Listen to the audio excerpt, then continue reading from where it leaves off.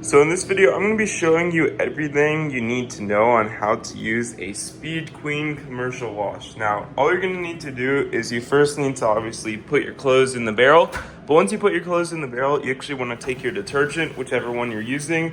You can see I have multiple right here. It doesn't matter which one you use, just follow the instructions on that detergent. Now this one calls for a liquid, and if you're using a Tide Pod, you can just throw it in there. There's no compartment or anything. And you basically just fill it up to the line, or however many clothes or however dirty it is. You just want to basically add that much. Now I'm just going to do this much just because this is a pretty smelly and large load. But basically you just dump it in over your clothes like I'm doing so here. And once you've done that, you basically want to close the door, and it's almost ready to go after we modify our settings, which you can see are right here. Now, all you're gonna need to do is, depending on how big of a load you actually have, whether it be a light load, this is like a smaller load, or just lighter clothes, medium load, like I have, or a heavy load, you can do that there.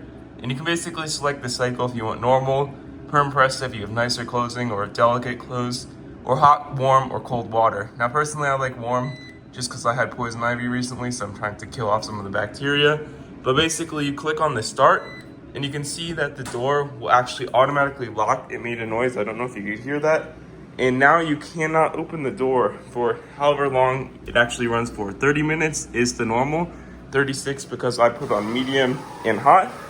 And you can see it's locked, and when it's done, you bring it over to the dryer, where you just want to, throw your clothes in here, and then click on the start. It'll default to 50 minutes.